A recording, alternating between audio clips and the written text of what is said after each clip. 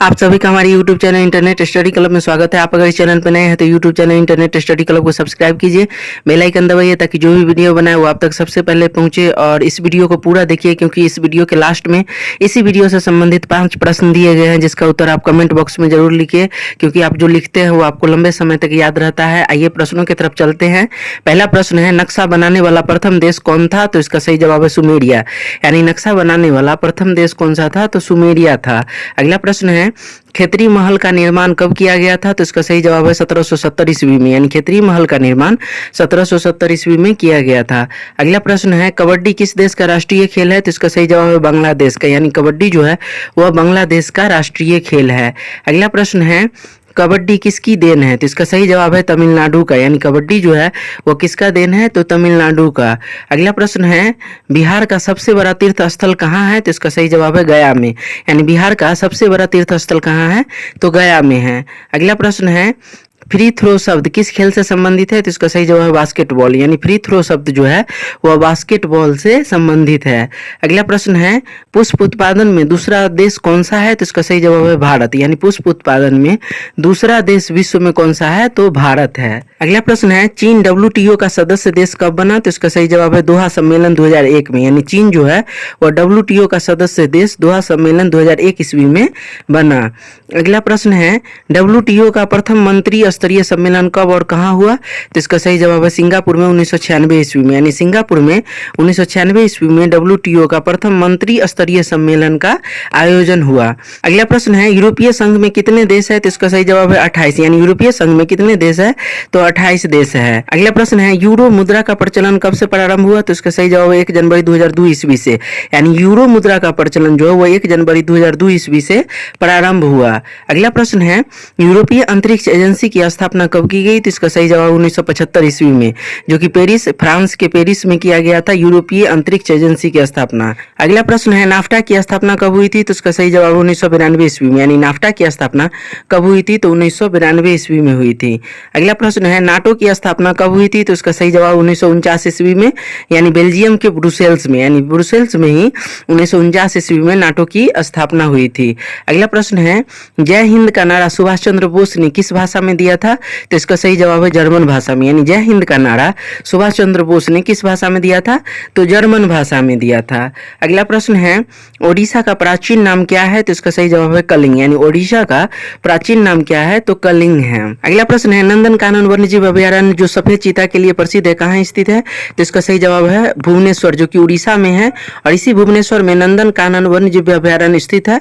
और ये नंदनकानन वन्यजीव अभयारण्य जो है वह सफेद चीता के लिए प्रसिद्ध है। अगला प्रश्न है, कोणार्क का सूर्य मंदिर किसने बनवाया था? तो इसका सही जवाब नरसिंह देव ने। यानी कोणार्क का सूर्य मंदिर किसने बनवाया था? तो नरसिंह देव ने बनवाया था।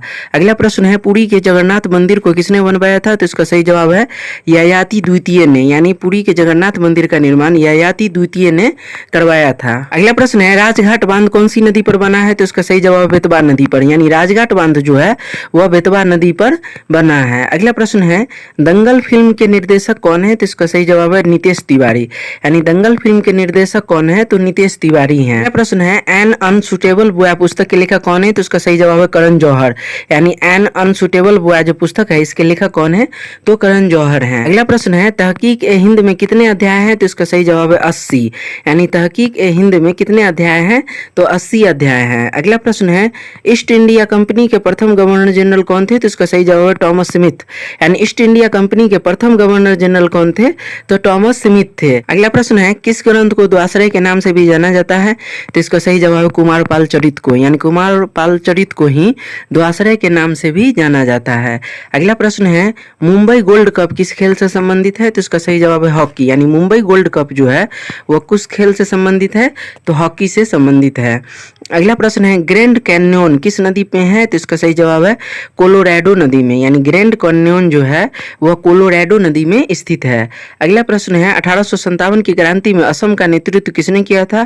तो इसका सही जवाब है मनीराम दत्ता। यानी 1857 की क्रांति के समय में असम से नेतृत्वकर्ता कौन थे? तो मनीराम दत्ता थे। अगला प्रश्न है, कांच किस किस का मिश्रण होता है? तो इसका सही जवाब है सिलिका और बालू का। यानी कांच जो होता है वो सिलिका और बालू का मिश्रण होता है। अगला प्रश्न है, पहली बार विपक्ष के नेता का मान्यता कब मिला? तो इसका सही जवाब है 1969 ईस्वी में। यानी 1969 ईस्वी से ही विपक्ष के रूप में नेता का जो मनोनयन होता है यह पहली बार 1969 ईस्वी में किया गया था। अगला प्रश्न है, राष्ट्रीय मतदाता दिवस कब से मनाया जाता है? तो इसका सही जवाब है 25 जनवरी 2011 ईस्वी से। यानी राष्ट्रीय मतदाता दिवस जो है वह 25 जनवरी 2011 ईस्वी से मनाया जाता है। अगला प्रश्न है, वरिष्ठ पेंशन बीमा योजना का संचालन कौन करता है? तो इसका सही जवाब है LIC। यानी वरिष्ठ पेंशन बीमा योजना का संचालन LIC के द्वारा किया जाता है। अगला प्रश्न है, स्मृति की रेखाएं पुस्तक के लेखक कौन है? तो इसका सही जवाब है महादेवी वर्मा। यानी स्मृति की रेखाएं जो पुस्तक है इसके लेखक कौन है?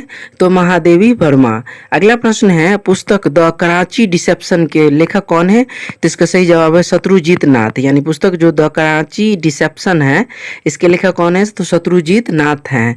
अगला प्रश्न है, लाल किला पर पहली बार झंडा कब फहराया गया? तो इसका सही जवाब है 16 अगस्त 1947 ईस्वी को 8:30 सुबह शनिवार के दिन, और इसी दिन जो है वो लाल किला पर पहली बार झंडा फहराया गया। अगला प्रश्न है, महाभारत के युद्ध में कर्ण के सारथी कौन थे? तो इसका सही जवाब है शल्य। यानी महाभारत के युद्ध में कर्ण के सारथी कौन थे? तो शल्य थे। अगला प्रश्न है, बुनियादी शिक्षा का अवधारणा किसके द्वारा दिया गया? तो इसका सही जवाब है महात्मा गांधी के द्वारा वर्धा में 1937 ईस्वी में। यानी 1937 ईस्वी में वर्धा में महात्मा गांधी के द्वारा बुनियादी शिक्षा की अवधारणा दिया गया। अगला प्रश्न है, भगत सिंह को किस केस में फांसी की सजा हुई थी? तो इसका सही जवाब सैंडर्स हत्याकांड। यानी सैंडर्स हत्याकांड में ही भगत सिंह को फांसी की सजा हुई थी। अगला प्रश्न है, द इंडिया आई लव पुस्तक के लेखक कौन है? तो इसका सही जवाब है रस्किन बॉन्ड। यानी द इंडिया आई लव पुस्तक के लेखक कौन है? तो रस्किन बॉन्ड है। अगला प्रश्न है, NSSO की स्थापना कब हुआ? तो इसका सही जवाब 1958 ईस्वी में। यानी NSSO की स्थापना कब हुआ था? तो 1958 ईस्वी में हुआ था। अगला प्रश्न है, गेसर क्या होता है? तो इसका सही जवाब है गर्म जलधारा का एक स्रोत। यानी गेसर क्या है? तो गर्म जलधारा का एक स्रोत है। अगला प्रश्न है, मैग्नेजाइट का सबसे बड़ा भंडार कौन से राज्य में है? तो इसका सही जवाब है उत्तराखंड में। यानी मैग्नेजाइट का सबसे बड़ा भंडार भारत के कौन से राज्य में है? तो उत्तराखंड में स्थित है। अगला प्रश्न है, देश का पहला चलता फिरता मोबाइल बैंक लक्ष्मी वाहिनी बैंक किस राज्य में शुरू किया गया? तो इसका सही जवाब है मध्य प्रदेश में। यानी देश का पहला चलता फिरता मोबाइल बैंक जिसका नाम है लक्ष्मी वाहिनी बैंक वह किस राज्य में शुरू किया गया? तो मध्य प्रदेश में शुरू किया गया। अगला प्रश्न है, दक्षिण भारत का एकमात्र महाजनपद का क्या नाम है? तो इसका सही जवाब है असमक। यानी दक्षिण भारत का एकमात्र महाजनपद का क्या नाम है? तो असमक है। अगला प्रश्न है, अलाउद्दीन खिलजी के काल में दीवाने रियासत का क्या कार्य होता था? तो इसका सही जवाब है बाजार व्यवस्था पर नियंत्रण। यानी अलाउद्दीन खिलजी के काल में दीवाने रियासत का कार्य क्या होता था? तो बाजार व्यवस्था पर नियंत्रण। अगला प्रश्न है, ख्वाजा मोइनुद्दीन चिश्ती किसके साथ भारत आया था? तो इसका सही जवाब है मोहम्मद गौरी के साथ। यानी ख्वाजा मोइनुद्दीन चिश्ती जो है वह मोहम्मद गौरी के साथ में भारत आया था। अगला प्रश्न है, किसके चिंतन सिद्धांत को अचिंत भेदाभेदवाद के नाम से जाना जाता है? तो इसका सही जवाब है चैतन्य स्वामी के। यानी चैतन्य स्वामी के चिंतन सिद्धांत को ही अचिंत भेदाभेदवाद के नाम से जाना जाता है। अगला प्रश्न है, किस राष्ट्रपति के निर्वाचन में द्वितीय चक्र की मतगणना करानी पड़ी थी? तो इसका सही जवाब बीबी गिरी। यानी बीबी गिरी जो राष्ट्रपति हैं इनके निर्वाचन में द्वितीय चक्र की मतगणना करानी पड़ी थी। अगला प्रश्न है, उच्चतम न्यायालय में न्यायाधीश की नियुक्ति के लिए किसी के पास कितने वर्ष तक उच्च न्यायालय में अधिवक्ता का अनुभव होना चाहिए? तो इसका सही जवाब है 10 वर्ष का। यानी उच्चतम न्यायालय में न्यायाधीश की नियुक्ति के लिए किसी के पास 10 वर्षों का उच्च न्यायालय के अधिवक्ता का अनुभव होना चाहिए। अगला प्रश्न है, प्रत्येक 10,000 लोगों पर रोबोट का घनत्व सर्वाधिक किस देश में है? तो इसका सही जवाब है दक्षिण कोरिया में। यानी प्रत्येक 10,000 लोगों पर रोबोट का घनत्व जो है वह दक्षिण कोरिया में सबसे अधिक है। तो ये 50 प्रश्न आप लोगों के सामने लेकर के आए थे। फिर से कहना चाहेंगे कि YouTube channel internet study club को सब्सक्राइब कीजिए, बेल आइकन दबाइए ताकि जो भी वीडियो बनाए वो आप तक सबसे पहले पहुंचे। और इसी वीडियो से संबंधित 5 प्रश्न नीचे दे रहे हैं जिसका उत्तर आप अपने कमेंट बॉक्स में जरूर दीजिए। तो आइए पहले प्रश्न की तरफ चलते हैं। पहला प्रश्न है, बुनियादी शिक्षा की अवधारणा किसने दिया था? दूसरा प्रश्न है, स्मृति की रेखाएं पुस्तक के लेखक कौन है? तीसरा प्रश्न है, भगत सिंह को किस केस में फांसी की सजा हुई थी? चौथा प्रश्न है, महाभारत में कर्ण के सारथी कौन थे? और पांचवा प्रश्न है, लाल किले पर पहली बार झंडा कब फहराया गया था। तो इन सभी पांचों प्रश्नों का उत्तर आपको इस वीडियो में मिल जाएगा। इसको देखिए और इसका उत्तर कमेंट बॉक्स में लिखिए। Thanks for watching.